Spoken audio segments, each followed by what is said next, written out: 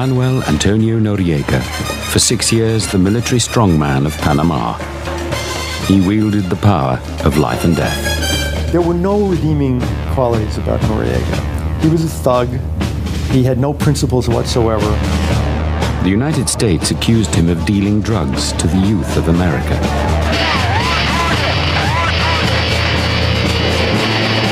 America deposed him in a bloody invasion.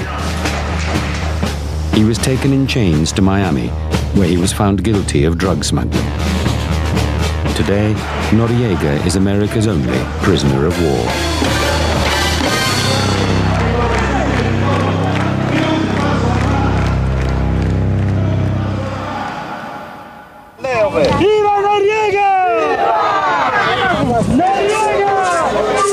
In his glory days, General Noriega was a military strongman who basked in the adulation of crowds. To hide his true nature, he drew a cloak of mystery around his life. He's such a strange man. The stories that were told about him, one didn't know where fact ended and fiction or invention. And I think the impression most of us had was that he liked to encourage the speculation about him, that he found it sort of amusing. Even the date of his birth is disputed. Some say he was born in 1934, but the date he prefers is February the 11th, 1938, making him 4 years younger. Manuel Antonio Noriega was born in the market district of Panama City. It was a tough neighborhood where the poor lived on their wits. He was the illegitimate son of Maria Moreno Mejia, a seamstress, and Thomas Noriega, a civil service accountant. Because Noriega's mother was working class and of mixed race, his white middle-class father could never have married her. Thomas Noriega deserted Maria, but provided her with money for their son's upbringing. Maria decided it would be easier to look after her baby by returning to her home village near the Colombian border. But soon after they arrived, tragedy struck. His mother caught tuberculosis and died when Noriega was less than a year old. A friend of his mother's took the boy in. Manuel Antonio spent the next 2 years in the village, and when he was 4 years old, an act of kindness took him back to Panama City.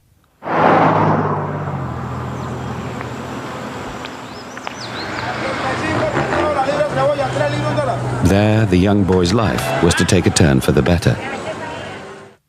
He was adopted by his aunt, Regina Delgado, who, together with her children and engineering husband Jose, provided his first real family. They lived in an apartment in this building, beside the public market. Noriega was an ambitious child who wanted to be a leader, even when playing baseball with his friends. Every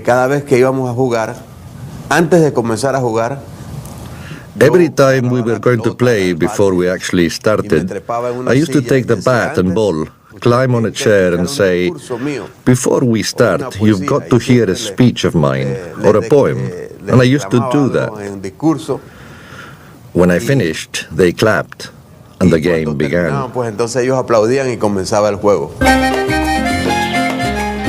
The Delgado family lived only a few hundred yards from the exclusive all-white Union Club. It was a world Noriega's background and color forever excluded him from. But it was the world to which his father belonged. He was insecure in that he knew he was not accepted by Panamanian society. There was just no way that the traditional oligarchy could welcome him in their circles.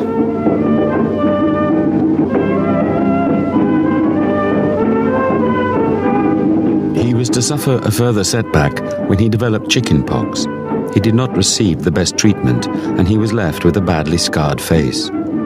It earned him the enduring and unkind nickname of La Pina, pineapple face. He's a short, ugly man, extremely ugly, and that would be a burden to anybody, a lot to overcome.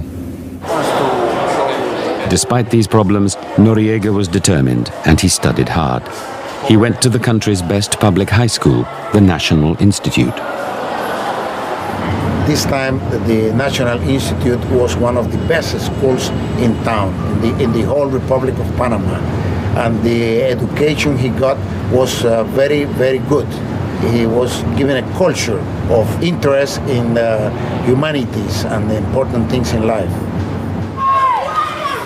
In his school class book, Noriega recorded that his ambition was to become either a psychiatrist or the president of the country.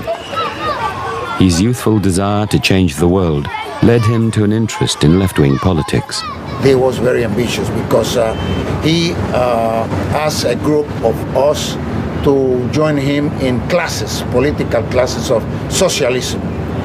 He was recruiting people to take socialist lessons in school.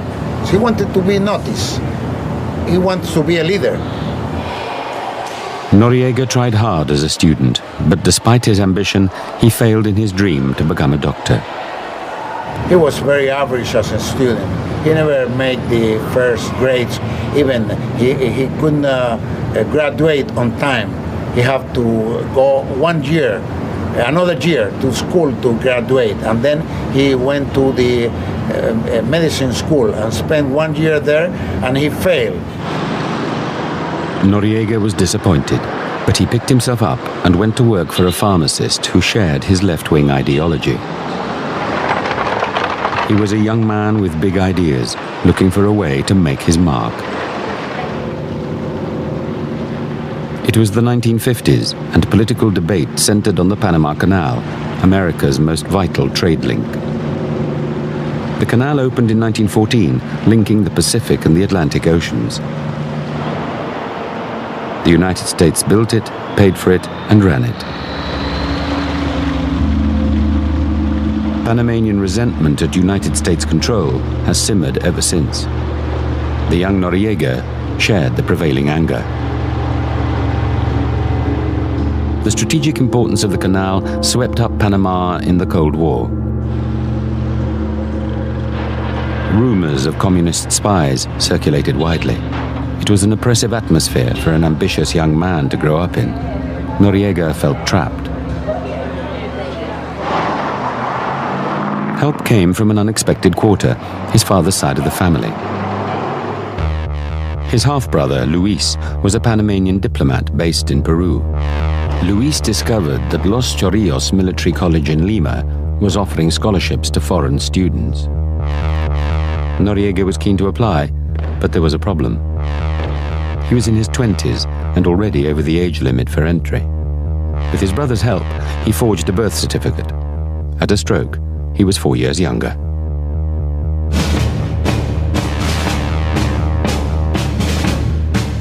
And so Noriega arrived in Lima, Peru, to make a new start in life. It was a fateful decision, both for him and for Panama.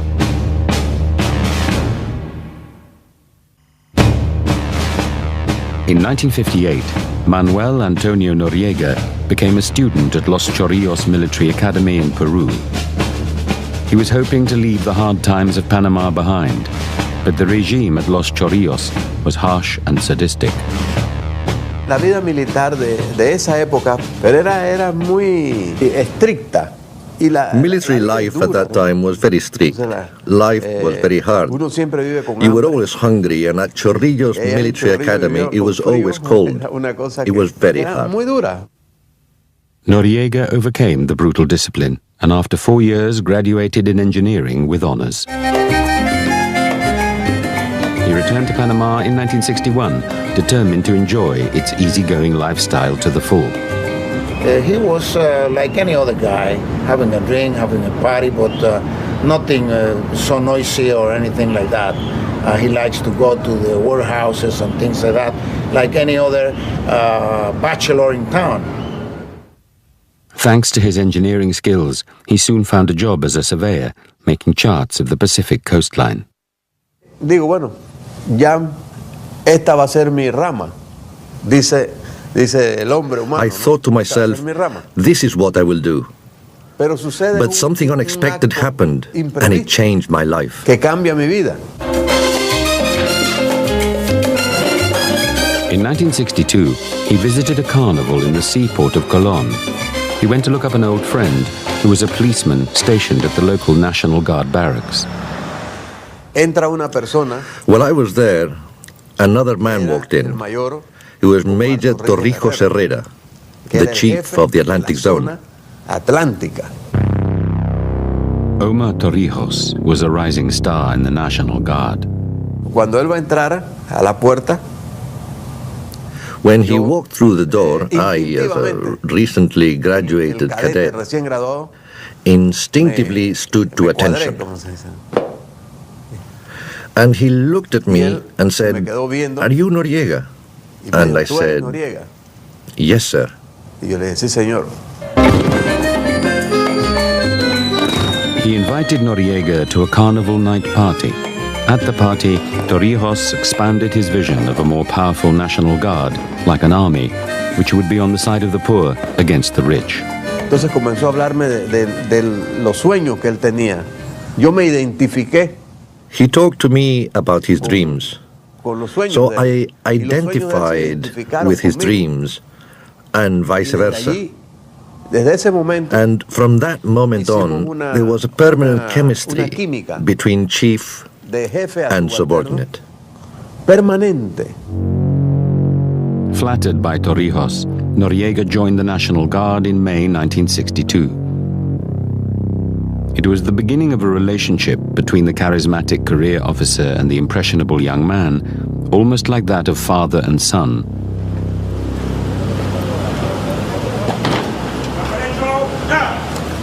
The National Guard was a hard and corrupt force.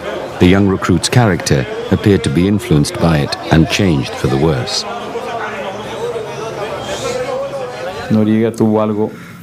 There was something about Noriega that became publicly known.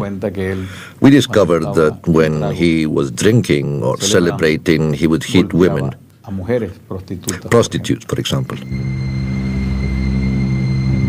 Lieutenant Noriega was charged with being brutal to prisoners and confined to barracks for 30 days.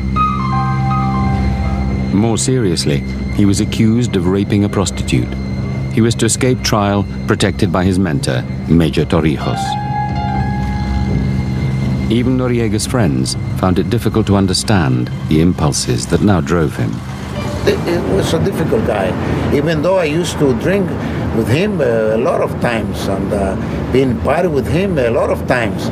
He never wants to talk very much about anything. He doesn't want to say things that will compromise him. He always trying to get somebody to help him to get ahead, but always was very secret in everything that he does. Noriega was transferred to Chiriquí province west of Panama City in 1963. He continued to get into trouble. He was accused of raping a teenage girl, but again, Torrijos protected him. In 1965, life changed for Noriega when he met a local teacher and fell in love. Felicidad la conocí en mi traslado a Chiriquí. Cuando fui trasladado a Chiriquí. I met Felicidad when I transferred to Chiriquí through Torrijos.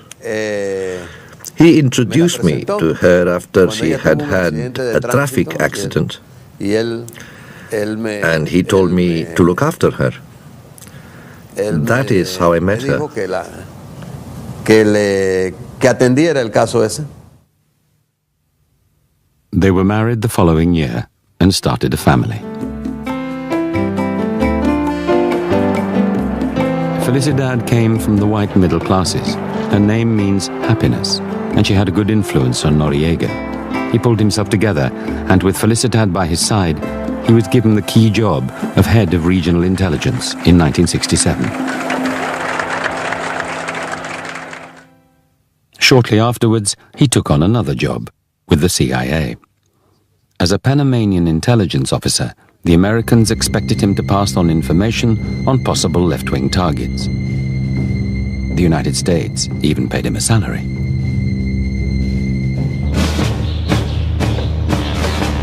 He was one of many young officers to receive courses in anti-terrorism at a U.S. Army school in Panama. The courses were run by the United States as part of its battle against communism in Central and Latin America. Noriega was an excellent student.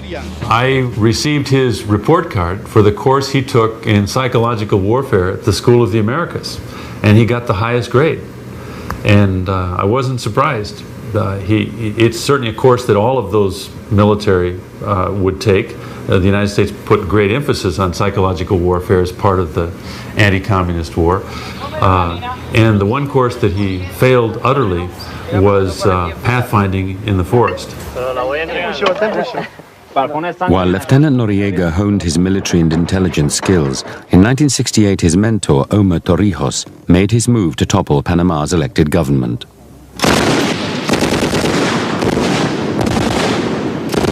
He was one of the leaders of a coup.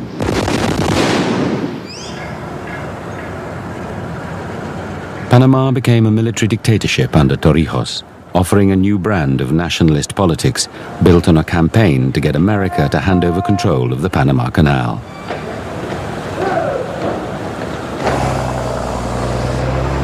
The United States was horrified at this turn of events. It lent support to a counter-coup to oust the new dictator. The plotters waited until Torrijos visited Mexico to make their move. The threatened dictator needed loyal support. He found it in Noriega, who had been promoted to captain and now occupied the commander's office in David. Torrijos telephoned Noriega and asked for his help. Noriega did not hesitate. The coup plotters closed Panama's main airports to leave Torrijos stranded in Mexico. But Noriega ordered his troops to secure the small airfield at David, and then they waited.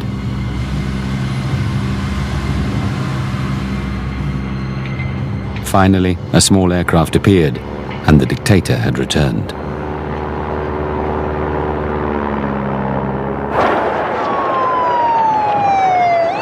Torrijos set off for Panama City, accompanied by Noriega and his troops.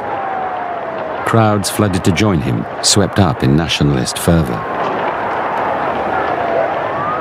The coup plotters caved in, and Torrijos made a triumphant return to the capital city. Noriega became one of Torrijos' most trusted aides, and the dictator referred to him affectionately as "my gangster." Dice, Noriega es el que me adivina lo que yo estoy haciendo. He used to say, Noriega knows exactly what I want with just one look. We always had that chemistry. De aleación. Noriega's career took off. He was promoted to lieutenant colonel and made head of military intelligence, or G2. He was Torrijos' eyes and ears, and he became immensely powerful. He had a book on everybody, on all of the political opposition and probably most of the political friends. And he had the capacity to keep files and to tap phones, and I fully believe that he had something on just about everybody in town. Noriega had a fearsome reputation, but the human rights record in Panama remained comparatively good. A threat was usually enough to silence an enemy. I had a small newspaper, community newspaper, and I published that near church there was a meeting place of Noriega with his cronies to have women and all kind of orgies. So he got very mad about that. And a week or 2 weeks later, two of his henchmen took me against the wall put me a gun in the mouth and told me to stop harassing Noriega, because if not, they would take care of me. Noriega's ruthless determination brought him to the attention of an American intelligence agent who reported, Noriega is intelligent, aggressive, ambitious, and ultra-nationalistic. He is a shrewd and calculating person. It should be of no surprise to one day find this officer in the position of Commandant of the National Guard, and perhaps a dictator of Panama. On July the 30th, 1981, the prediction moved towards fulfillment. General Torrijos's private plane crashed in the mountains of Panama. The general was killed. Speculation was rife that there had been a bomb on board and that Noriega had planted it. It's a measure of the aura surrounding Noriega's person that a vast number, possibly a majority of Panamanians, the man in the street, thought it was true that he had his hand in Trujillo's death. So he was capable of anything, and people assumed that, therefore, probably had something to do with it. Noriega denied involvement. The way was now clear for him to step from behind his mentor's shadow.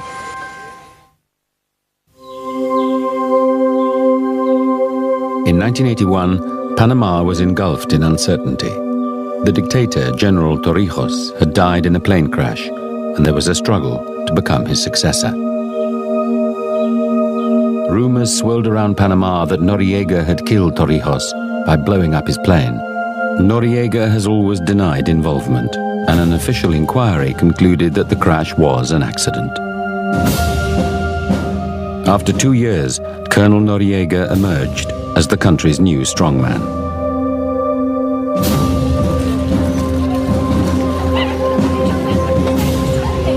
But he was still an outsider, and he took pleasure in causing discomfort to members of the ruling elites. There was a stairway from the street level up to the comandancia, to the office level. Maybe 15 or 20 stairs, one of which, near the top, was at a different level than the others, so that every single new first arrival stumbled. And this always then caused some stir among the honor guard that was standing at the top, and also brought a great smile of relief to Noriega, who would then be standing beyond, ready to greet the visitor. I certainly didn't know about it the first time I went. Nobody gave me a heads up on it, and went splat. I think it caused him enormous satisfaction. Noriega was not the official head of state, but as head of the military, he was the undisputed power behind the scenes. At no time was this better illustrated than in 1984, when the first presidential elections were held since he came to power. There was widespread vote rigging, and Noriega's candidate was declared the winner. The American government reluctantly continued to back Noriega, seeing him as a strong anti-communist defender of the Panama Canal and an important asset for the CIA. In the words of our Latin American division chief, you have one client in Panama as the chief of station, and that is the general. And it was said, you don't have to like the guy, you don't have to be his friend, but it was expected that we would have a professional and harmonious intelligence relationship. Noriega luxuriated in the good life and basked in the adulation of friends and cronies. And when he held elaborate birthday parties, the CIA chief would be an honored guest. And he sat me down next to him, space that had been reserved for me. The amazing thing was, for about the next hour, people would come up. It was just like something out of the Godfather movie. People would come up and they'd bend down and say, oh, you know, Aunt Martha sends her greetings and regards, and we wish you the happiest, and so on and so forth. And then they'd slide an envelope. and the general would rather discreetly put his hand over it or stuff it in the inside of his jacket pocket.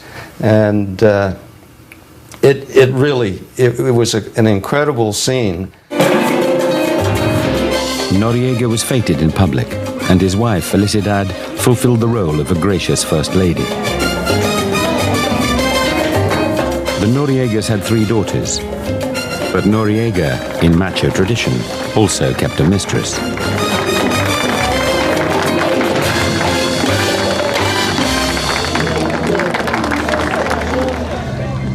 In the early 1980s, Panama was an oasis of peace in a region torn by violence. Wars had broken out in Nicaragua and El Salvador, and the trade in cocaine had grown to pay for them. Gunrunners, spies, and drugs slipped through Panama. Noriega kept watch for America. Panama is a crossroads for all sorts of nefarious individuals. You would say to him, you know, we're interested in this individual, or we want to know the movements or whereabouts of somebody. And with that kind of specific detail, he was quite good. At no time did he ever refuse. Noriega carried out secret work for America when he visited Fidel Castro in Cuba. The United States and Cuba did not have diplomatic relations, and Noriega acted as both spy and intermediary. He traveled to Cuba, met with Fidel Castro. When he first told me about it, I notified my headquarters, and of course, knowing that General Noriega was going to meet privately with Fidel Castro, they had a number of questions that they wanted posed. The head of the CIA, Bill Casey, thanked Noriega personally for his intelligence cooperation. Noriega liked to cooperate with America. He thought it was good for relations. When Panamanian troops discovered a cocaine factory built by Colombian drug dealers deep in the Panamanian jungle, he informed the United States Drug Enforcement Agency and had the laboratory destroyed.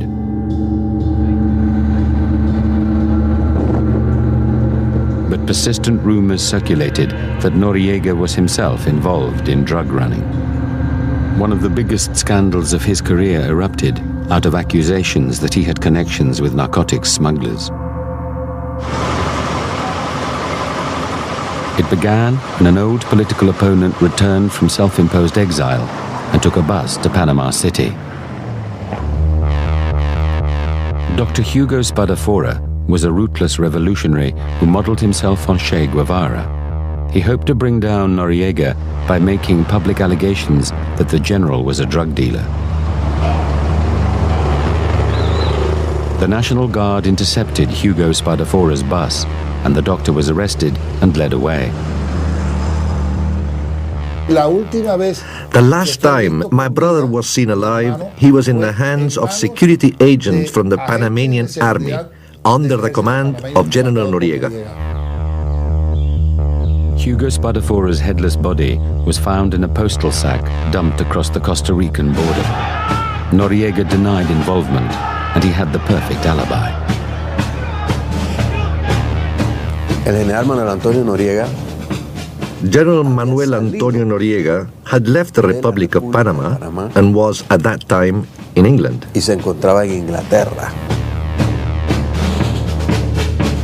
Spadafora's murder caused revulsion. The American government was now becoming increasingly disillusioned with their friendly dictator. In 1985, General Noriega faced his first major crisis. Opposition was growing following the murder of his political enemy, Hugo Spadafora. Such was his power in the country that nothing could be done in Panama without him knowing about it. That is why we always accuse him of our brother's murder, because something like that could not have been done without his consent. Noriega was conveniently outside the country at the time. A there are those who assume that Noriega, because he was head of the Panamanian Defense Force at that point, must have been consulted before the order was given to the agents to murder Spadafora. I don't know if that's true or not. Noriega ignored his critics and concentrated on turning the National Guard into an army called the Panamanian Defense Force. But his enemies were about to launch an attack no army could resist.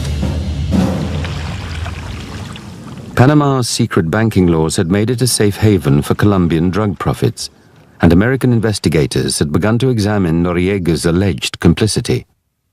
In February 1988, a Miami court indicted him on drug charges. Son acusaciones políticas, definitivamente, totalmente. They are definitely political accusations, completely.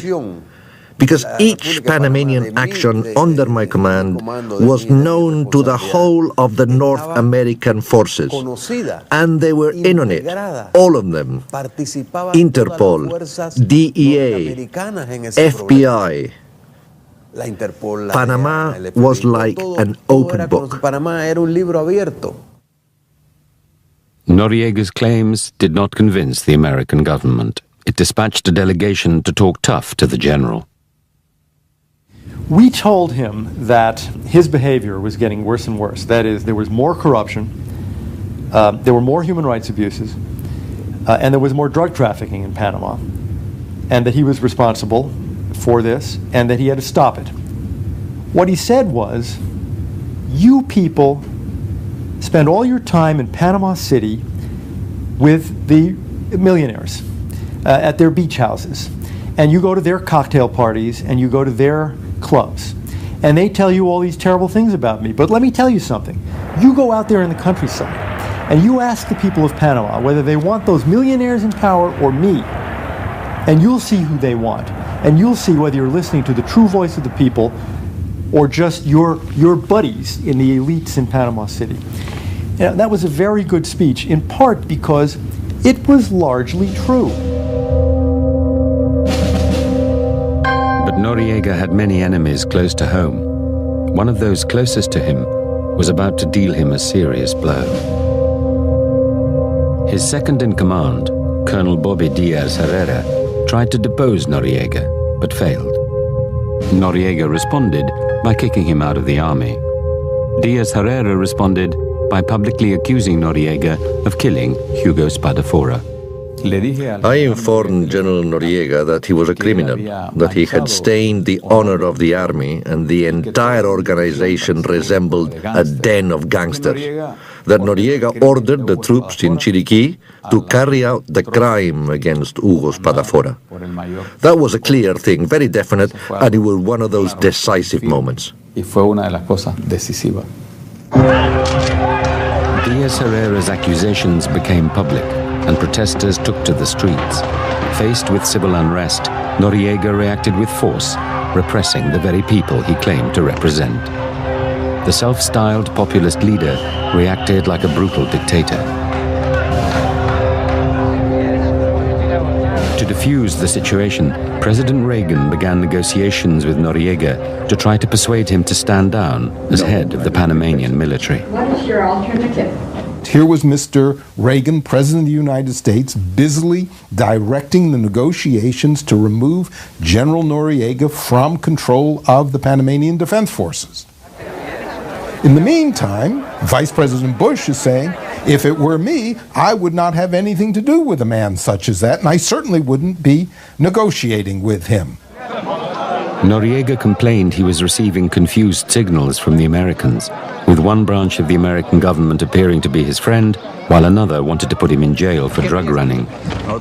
He was right to feel that there were conflicting messages, because he had the State Department saying, get rid of this guy's awful. But he had a fairly friendly CIA, and he had a very friendly Defense Department, and their message to us at State was, don't give me your Boy Scout campaigns about human rights. We've got 10,000 Americans down there. We have to take care of them. He takes care of them. He's our friend. Noriega finally broke off negotiations, exasperated by America's mixed signals.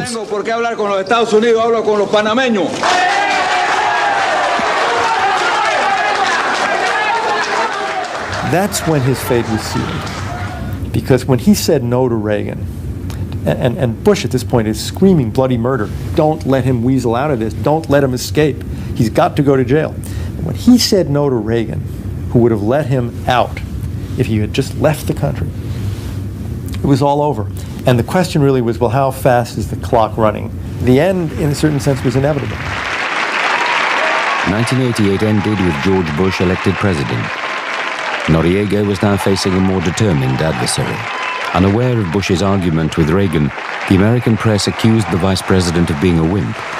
Bush was to prove his critics wrong, at a high cost to Noriega. In 1989, General Noriega was under attack both at home and in America. Early in the year, Panama went to the polls to elect a new president. To prevent election fraud, a team of foreign observers was present. It included former US President Jimmy Carter. Under their careful eye, it was impossible to rig the election. Noriega simply declared his candidate had won, sparking widespread demonstrations. 3 days after the election, the army violently broke up opposition demonstrations. Vice presidential candidate Guillermo Ford was attacked by government thugs, and his bodyguard was shot dead. All hell broke loose. That's when my bodyguard was shot dead inside my car, and I jumped through the bucket seat of the car, the station wagon, and I jumped out to the sidewalk. They punched me twice, threw me back in the seat of the car. I was not there. Physically, I was draining a lot of blood. And then this other thug tried to hit me by surprise with an iron bar. He was not very successful. I punched him back, I don't know how. They pulled 2 tendons. I had about 14 stitches here on the face and 19 stitches in the back of my head. I was put in a police car and took into jail, and I spent the whole night in jail. The incident reverberated around the world, and President Bush decided to rid Panama of General Noriega. In October, the United States backed a coup staged by a group of Panamanian officers. While the plotters attacked Noriega's headquarters, US Army units blocked off the surrounding roads.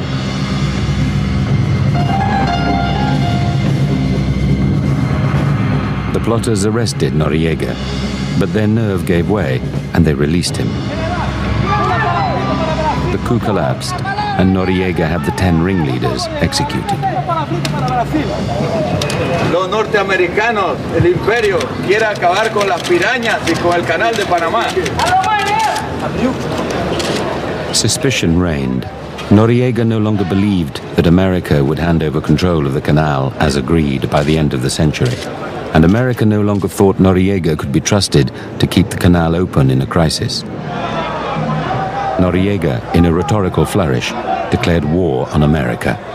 When it came to the big stage, which was really only Central America and the United States, he made such colossal errors of judgment, of timing, of unnecessary bombast, that it really contributed to his downfall.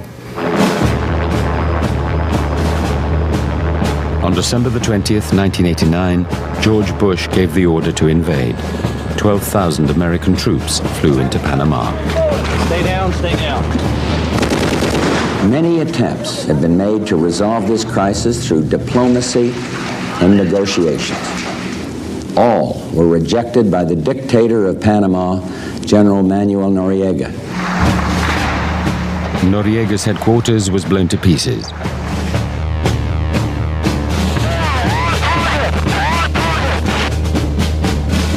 Resistance was almost non-existent. Noriega vanished and went into hiding. For 4 days, the US Army searched Panama City for the vanished dictator. Then he was discovered lying low at the Vatican Embassy, where he had sought diplomatic sanctuary. The United States Army tried to force the general out by playing highly amplified rock music day and night. As an old psychological warfare expert himself, Noriega would not have missed the irony. He sat tight. The United States assured General Noriega that he would not be executed, and after several days, he gave himself up.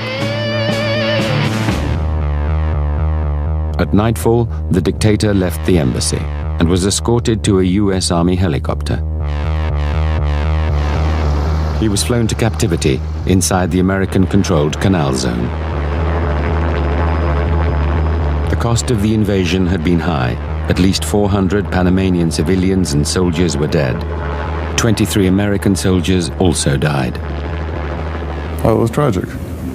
I'm glad they got Noriega, but I thought it was tragic the way it happened. Because we went into a country and with considerable loss of life and damage and so on.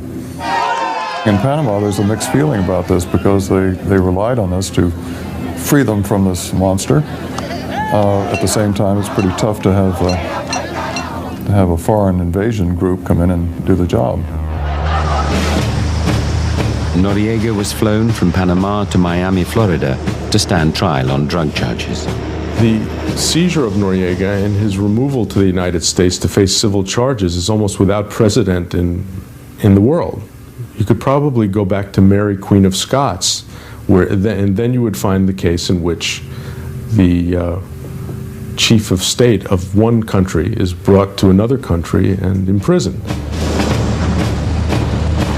The trial was controversial.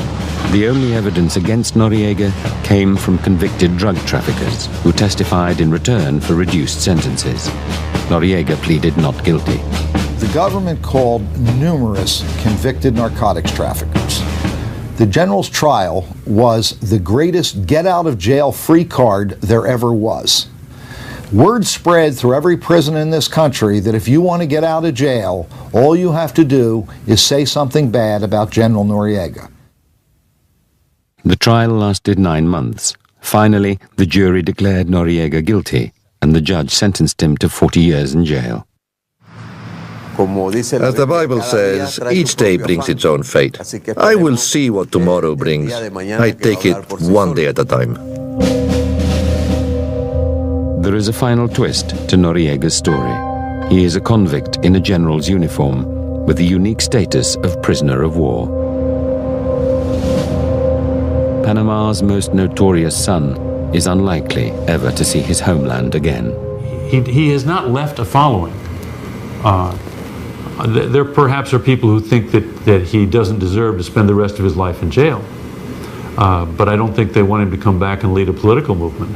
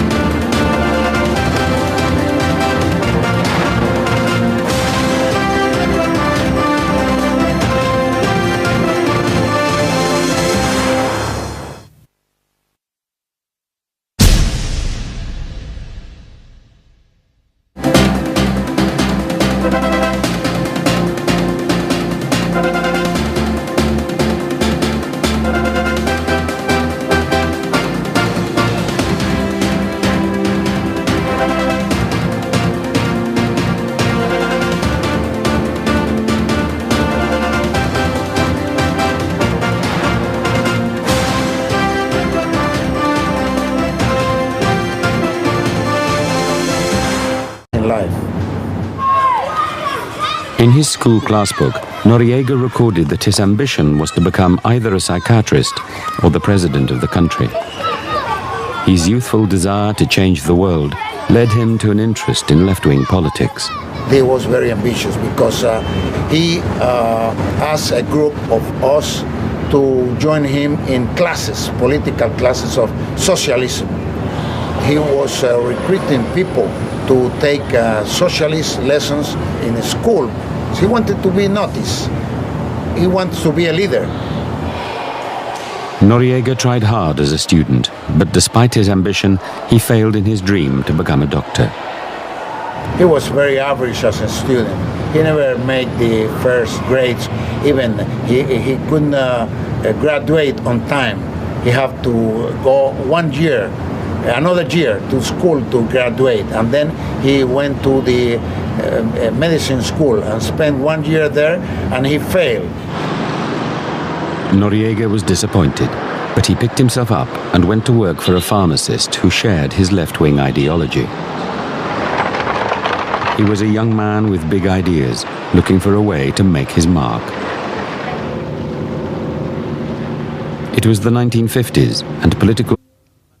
Manuel Antonio spent the next 2 years in the village, and when he was 4 years old, an act of kindness took him back to Panama City.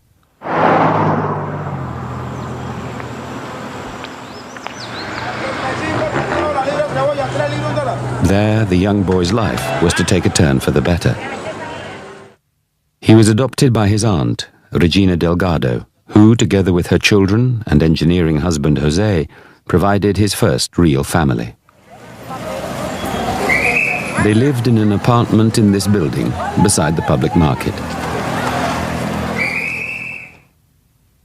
Noriega was an ambitious child who wanted to be a leader, even when playing baseball with his friends. Que cada vez que íbamos a jugar, antes de comenzar a jugar, every time we were going to play before we actually started, I used to take the bat and ball, climb on a chair and say, before we start, you've got to hear a speech of mine or a poem, and I used to do that. When I finished, they clapped, and the game began. The Delgado family lived only a few hundred yards from the exclusive all-white Union Club. It was a world Noriega's background and color forever excluded him from. But it was the world to which his father belonged. He was insecure in that he knew he was not accepted by Panamanian society. There was just no way that the traditional oligarchy could welcome him in their circles.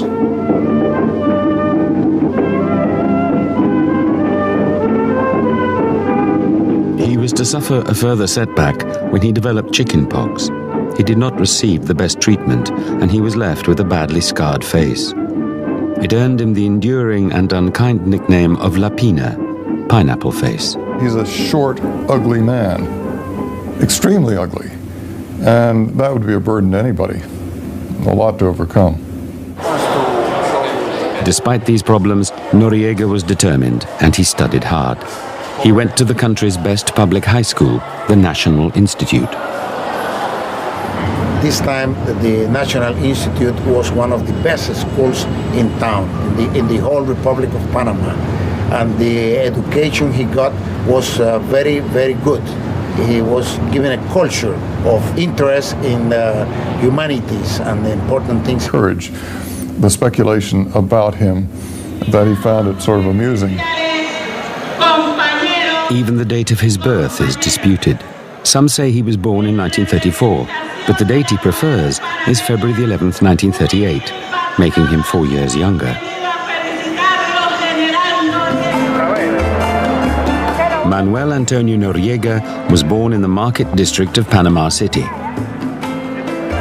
It was a tough neighborhood where the poor lived on their wits. He was the illegitimate son of Maria Moreno Mejia, a seamstress, and Thomas Noriega, a civil service accountant. Because Noriega's mother was working class and of mixed race, his white middle-class father could never have married her. Thomas Noriega deserted Maria, but provided her with money for their son's upbringing.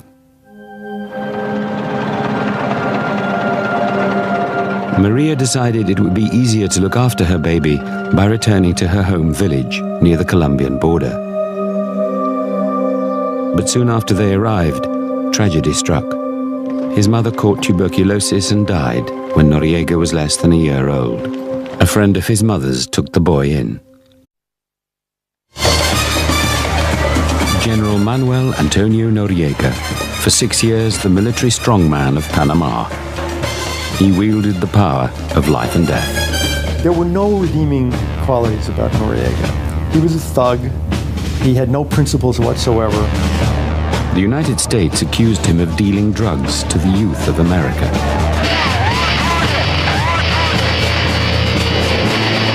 America deposed him in a bloody invasion. He was taken in chains to Miami, where he was found guilty of drug smuggling. Today, Noriega is America's only prisoner of war.